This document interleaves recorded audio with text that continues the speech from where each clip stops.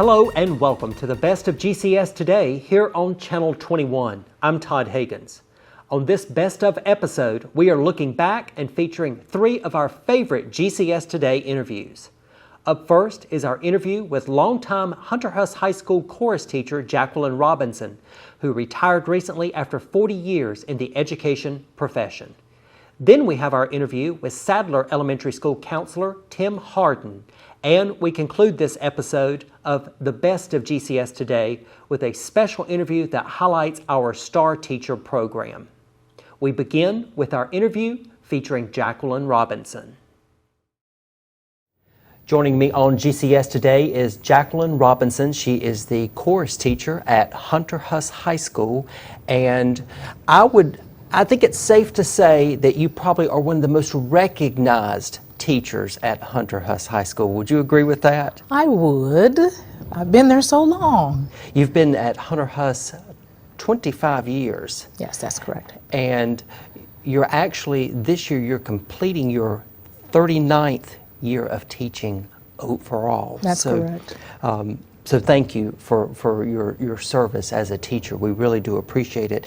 What or who inspired you to become a teacher? My relatives. My late mother was a teacher. She taught English and French. She retired from Gaston County Schools, but she had taught in Belmont, and she had taught in Fayetteville, and she had taught in New York. That's where my sister and I were born, when my mother and father lived in New York. And then my other relatives, Mrs. Lillian Williams, she's my cousin, my late Aunt Mert Pryor. We just had teachers on both sides, in public school and in colleges. And I just saw how they were respected in the community. I also saw how they changed children's lives. And my mother said, make sure that this is your wish. You will not be paid for it monetarily, she said, but the benefits and the rewards will come later on in life when those students come back and tell you how much you affected them. Okay, how did you take the route of teaching music? Both my late parents were musicians. My mother studied at Bennett College under the late Nathaniel Dett when she finished college. My father sang with the Hall Johnson Chorale when they were in New York. That was in the 40s. And it was a professional African-American a cappella group who traveled the country, and it was just predestined. They would sing to us when we were in the womb. We would go to sleep listening to the Mormon Tabernacle Choir. And then before we moved down here, they took us to Lincoln Center. We would see Leonard Bernstein. We would go to the Broadway shows. There was just always music in our family. They both sang at St. Mark's United Methodist Church. Our lives were infused with music. So being a chorus teacher, it seems like it's a natural fit for you. Mm-hmm. Is there something about teaching music, teaching chorus, that you enjoy the most? A student asked me a couple of days ago, Ms. Robinson, why did you become a teacher? I love seeing those aha moments. Different students get it different ways. But when, for instance, yesterday, we're getting ready to have a test today, a student said, oh, that's the reward. You see the light bulb come on when they get it. And then they really do understand aesthetic value. They just really do.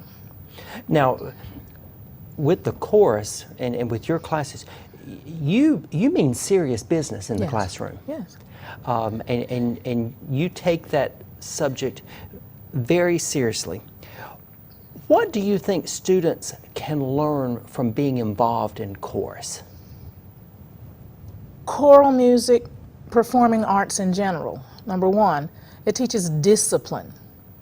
Number two, it teaches collaboration. What one does or what one does not do affects everyone else. So there's a responsibility not only to themselves but to their classmates. Even though I was a piano major, flute minor, It's the same. Intrinsic rewards that are not going to come immediately. This is the world we live in. Everybody wants it now. And it teaches them patience, diligence, to keep on working, to learn how to fail in order to win. We teach all of the other subjects: science, physiology, languages, speaking, breathing, their history. In choral music, if it is taught correctly, we teach everything. And they use all of that knowledge to become a better person. It's so much more than just singing. You're exactly right. And I think what you've just mentioned really highlights why the fine arts are so important for young people to be involved in. How have you seen the fine arts make a difference for a student? Can the fine arts be a life changer for a student? Yes. Often students will say, Ms. Robinson, course is the only reason I come to school. In your class, I feel safe. In your class, it's okay for me to make a mistake. I don't know what I would do without music. It helps me get through the rest of the day. And I try to tell them, well, you have to come to your other classes too. Yes, but this is when I come in here, I just feel wanted, important, needed, and said, it's not only just you, Ms. Robinson, but it's my classmates. She said, we're a family. And I said, well, very good. And it probably makes you feel good It does. to hear those stories. It really does. And to feel like that you're having being very influential in the lives of young people and helping young people and helping them to learn and grow. Now, over the years, 39 years in education, you have taught a lot of lessons. Yes.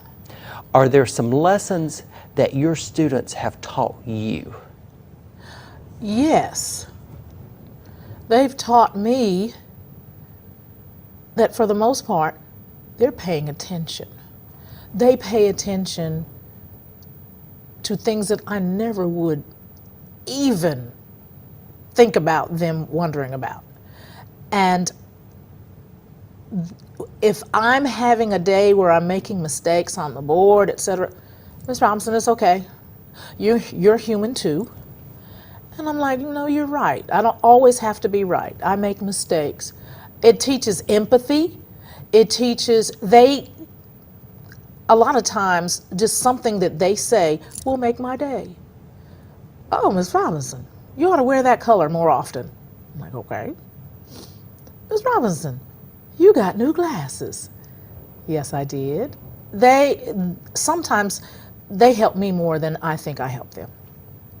That is neat to hear you say that, because I think sometimes teachers think that you have to be right all the time in front of your students because you want to set that example. But you make a good point that the students, they learn. If you make a mistake, they learn from it too. That's correct. So it is important.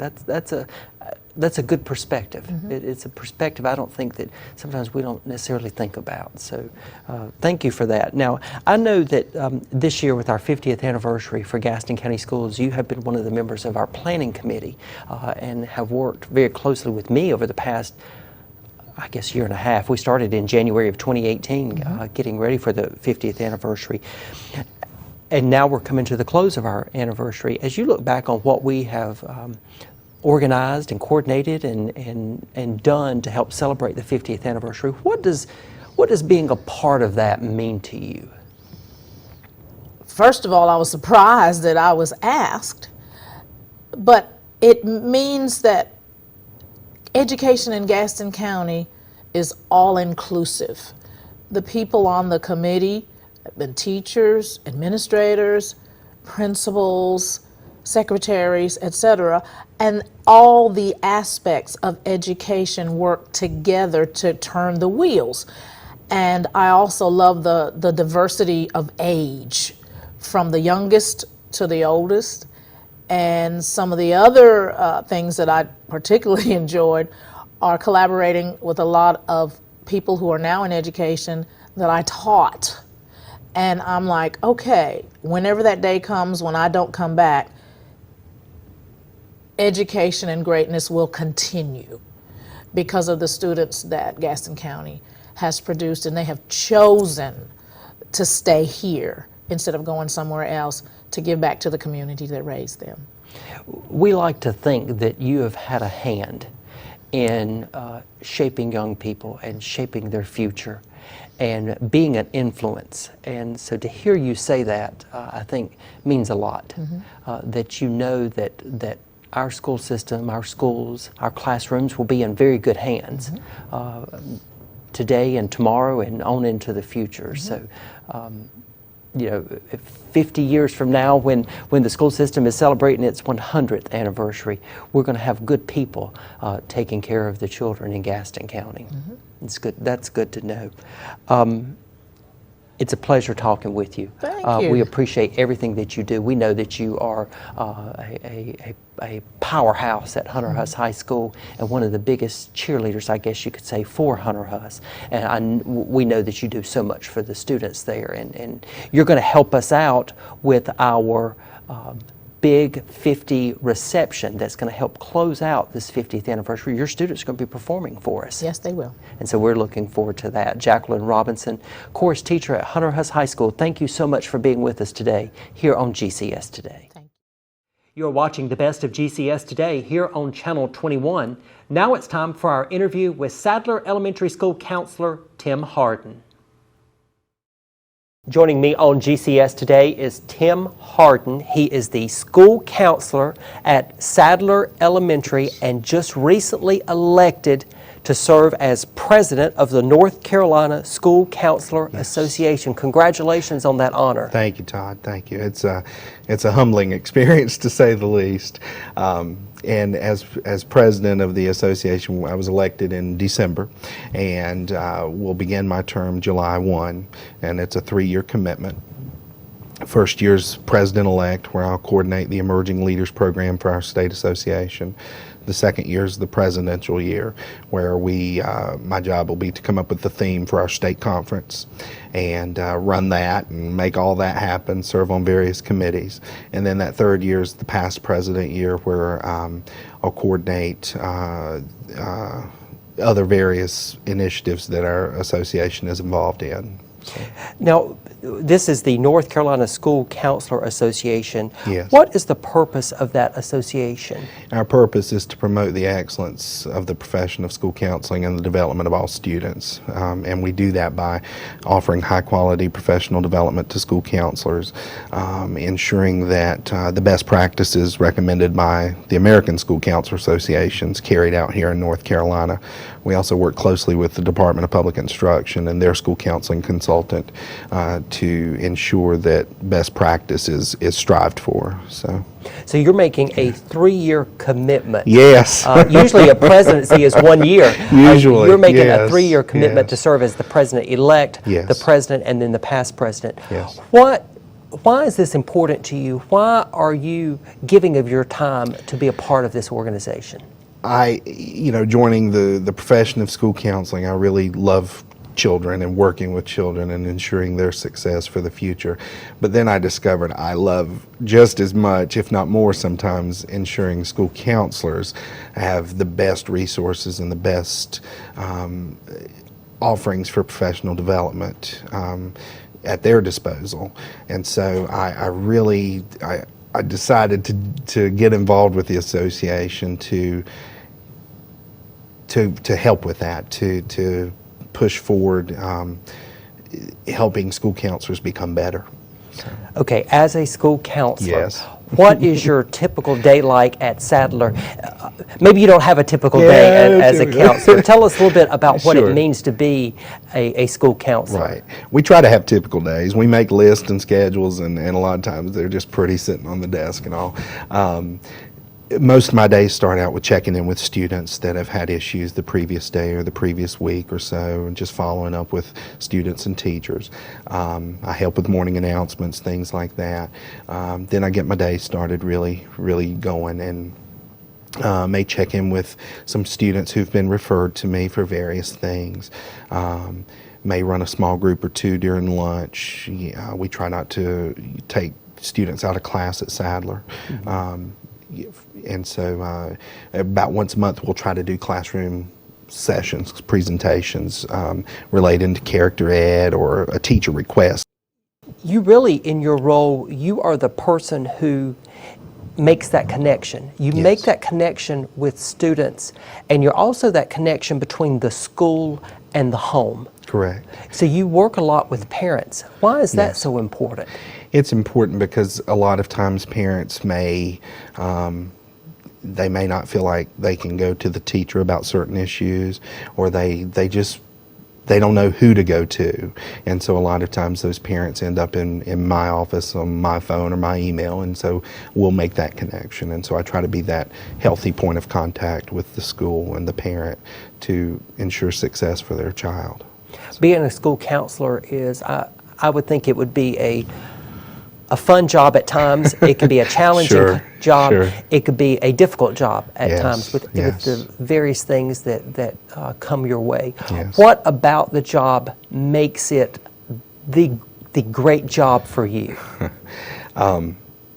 It's hard at times, but the best part, even in the most challenging of days, is seeing that student have success. Even if it's just so minor,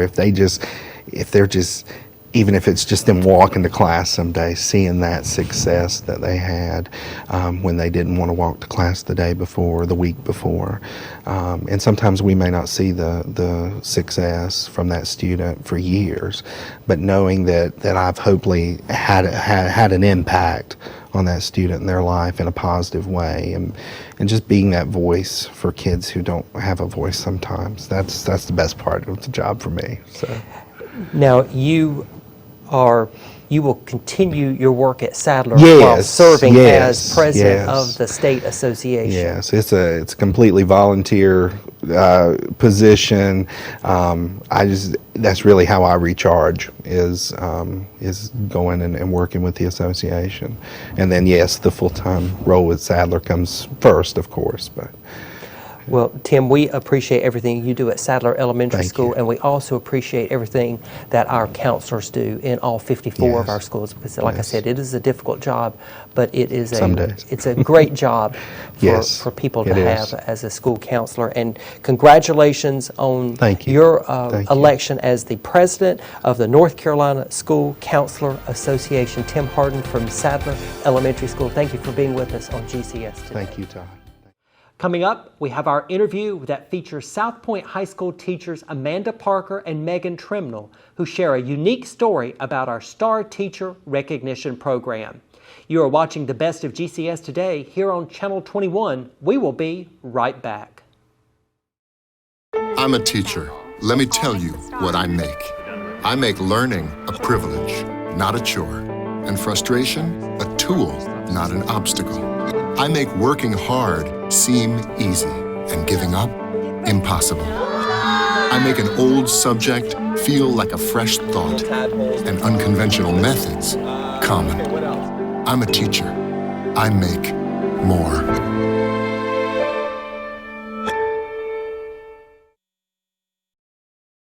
Joining me on GCS Today, we have two teachers from South Point High School, Amanda Parker and Megan Trimnell, and we have a great story that we're going to share with you today. And so let me set the story up for you. We have a Star Teacher, Star Student Awards program, and it's where you have an outstanding senior who recognizes the teacher who has had the most influence on that student's life. And you may have seen that awards program. We recorded that ceremony and aired it on Channel 21. You may have seen it. So this year, for the class of 2018, Natalie Paragori, who is a senior at Bessemer City High School, nominated Megan, who previously taught at Bessemer City and is now at South Point, for the Star Teacher Award. What is interesting about that is Megan was the star student in 2004 for North Gaston High School, and she nominated Amanda Parker as her STAR teacher. So I hope our audience can follow all of that. It's a neat story to show how we have a STAR student who is now a STAR teacher. And Megan, what did it mean to you when you found out that Natalie had nominated you as the STAR teacher for Bessemer City High School? As a teacher now, you have students that mean a lot to you, and you know that, you're going to remember these students, and you know that they had an impact in your classroom on you as a teacher. But you don't often know if you have an impact on them. You hope you do. And so when she nominated me, it was just kind of a reciprocal feeling that I was able to impact her, as much as she impacted me, just being there in my classroom. Now, do you remember back to that time when you were the STAR student for North Gaston High School and you had the opportunity to select your STAR teacher? What do you remember about that? And was that an easy choice for you? Did you know automatically, or did you have to contemplate who you wanted to select?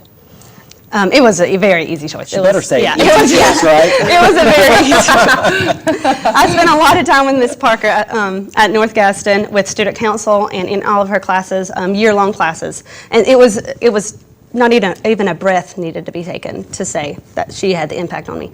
So when I talked to Natalie about choosing me, I was shocked. I was shocked that she said there was no thought. It wasn't close between you and another teacher. I automatically said I want it to be Miss Trimble. So that really meant a lot to me, that she just had me at the forefront of her thoughts and wanted to honor me in that way.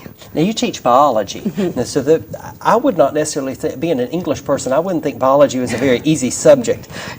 What do you think that you do in your classroom that makes students like Natalie see you as a STAR teacher? I care a lot about my students, and I just want them to know that all year long, from the first time they're in my room until when they leave. I care about them in my classroom and outside of my classroom, and I try to support them in every way as a student and in their life. Like you said, this award is a teacher that affected their life, not just their school, not just 8 to 3. And I really feel like she felt that I was a part of her life. We did some extracurricular activities together too with Leadership Academy, so we were able to do some physical labor in the gardens and things like that at Bessemer City. I wanted my students to know, and I do want my students to know, that I care about them outside of my classroom as well. So I think that bled over into the following years with her. And you hear that. We recognize a STAR teacher and a STAR student from every high school in the county. And you hear that as a theme when the teachers speak and the students talk about their teachers, that it really is that teacher that went above and beyond. Do you feel like that you do that? Is that something you strive for? Absolutely. In school every day? Yeah, yes, absolutely, every day. I think there's a bit of a trust factor to it. If they know that I care for them and I want their best, then they'll do whatever I ask them to do in the classroom, no matter how hard it is. Because they know that I want them to do their best, and I don't want them to just put their name on a paper or pass a test. But I want them to be the best that they can be for all of their classes. And if I can gain that trust of a student, then it's endless what they can do with that respect that they have. Now, Amanda, in 2004, you were teaching. You now teach career and technical education at South Point, but in 2004, you were at North Gaston. I was. And you had Megan come to you and say, I want you to be my STAR teacher. Do you remember, what do you remember about that moment? Oh, it was monumental. It meant so much to me, kind of like the same feelings. I know what she was feeling when Natalie nominated her. It is incredible to think a student is able to go and pick a teacher back to kindergarten and they choose you. It totally means the world, and it meant the world to me that she chose me. And they get to speak about you, and the words that she spoke were just incredible, and it meant the world to me. Megan meant a lot to me back then, definitely. Now, I know that they require you to write an essay, and so she wrote an essay about you. Do you still have it, or do you remember it? I still have it. I have it framed. It's actually in my classroom along with my award, and so when I found out that Megan was coming to teach at South Point, that was the first thing that I showed her, and I read it to her, and I started crying. I said, I want you to know how much that meant to me then, and still means to me now. I mean, it's very moving and touching that a student would go out of their way to nominate you and let you know how much they mean to you, and that she means that much to me then and now. We've kept up with each other through the years. So. Now, Megan, when you were selecting that star teacher, why did you select Miss Parker for that award? For the exact same reasons that I think Natalie did. Miss Parker cared about me and my future. She wanted me to succeed. She taught me things beyond nutrition. She taught me leadership skills that I would use forever. Natalie even said, in her essay to me that I took her under my wing, and that's exactly the words that I would have said. That Miss Parker just, she took me in. She taught me, how to be a leader, how to be organized, which I still struggle with, but she's fantastic at it. I always wanted to be her, which is odd. I did not plan on being a teacher when I first went to college, but in the back of my mind, I would always think, I would want to be Miss Parker. I would want to be like her. Now I'm a teacher. I'm like, okay, now I know no one can be like her because she's so awesome. So I'm okay with that. Well, I'm glad you brought that up, because that was a question I wanted to ask. Did you influence her into becoming a teacher, to going into the education profession? Well, with Megan having been number one in her class, I always thought she is going to strive high, and I'm going to read about her one day. She's going to be a doctor. She's going to be a lawyer. And so I always kept up with Megan on social media. So when I saw that she was at Wake Forest and in her doctorate program, and then not too long after that saw that she was coming into education, I thought, well, I'm not surprised. I'm not surprised with Megan. She's a very family-oriented person, and our education system needs great people, and I'm not surprised. I started seeing her at convocation, and I asked her why she chose that education, and she says, I love my family, I love what I do, I love to educate people, and we kind of just started communicating back that way, and I started hearing that she was a great teacher, moving up in her field in middle school, then in high school, and not surprised at all. Not surprised, and I know she's a great teacher. We are so lucky to have her at South Point. And again, when she came this past year, I was so excited to see that she's there. And I hope that I have had an impact on her. I know that she doesn't claim that she's organized, but she is a very organized person, yes. Not that that's what it takes to be a great teacher. I do remember that she gave me this little plaque in high school, and I also still have it on my desk, and it says, it's okay to leave some things undone, because she knows how organized I am, and it's a sickness sometimes. Yes. And I mean, I did not go to college initially to be a teacher, but when I decided to become a teacher, she definitely affected the way that I teach and the kind of person that I am when I teach and when I build relationships with students and how I teach them. So she has an impact on how I teach every day. And this question for the both of you, do you feel like you are a star teacher? I mean, I don't. Who wants to answer first? No, I would never say that I'm a star teacher. I would never label myself a star teacher. I mean, I would hope that I am. You want to hope that you are. You want to hope that you're a star teacher. I hope that all teachers are star teachers. We should be. We should hold ourselves to that level. We should hold ourselves to that level. I want to be a star teacher. I've been a star teacher one time. Thanks to Megan. Yeah. I think it is important to have a program like this. Oh, Yep. most definitely. It is a program that I believe at the time that you were involved with the program, Time Warner Cable sponsored the program. Yes. Now with the Gaston Gazette partners with us to sponsor the program, because it does give students an opportunity to recognize, to celebrate, and to really say thank you to that teacher, because sometimes it might be difficult for a teacher to realize, am I doing this right? Am I making a connection? Am I having an influence? And then when you have that star teacher, the star students to step up and say, wow, you really helped me and I appreciate it. I imagine that goes a long way. Yes, and I'm so glad you said that, because as a star student, we're coming into adulthood and we're awkward, and it's really hard to tell a teacher just in conversation how much they mean to you and to really have it be meaningful. But Gaston County gives the opportunity for a student to, extravagantly tell you how much you mean to them. So I think it's so great that we have this program, and it gives students the words to say and a platform to say it when that might be an awkward conversation for a teenager to have with their teacher. Right. Well, we certainly appreciate everything you do for students. And now at South Point High School, the both of you working with our students there, we appreciate it. And whether in 2004 or in 2018, it's once a star teacher, always a star teacher. So thank you for everything you do. It's such a great story to see our star teacher, star student program come full circle, I guess you could say. And so congratulations to you on that honor. And we appreciate everything you do, and we appreciate you being with us today here on GCS Today. Thank you. You've been watching the Best of GCS Today here on Channel 21. We hope you've enjoyed our look back at some of our favorite interviews over the past few years. Stay tuned for new episodes of GCS Today coming your way this fall. For Channel 21, I'm Todd Higgins. Thanks so much for watching.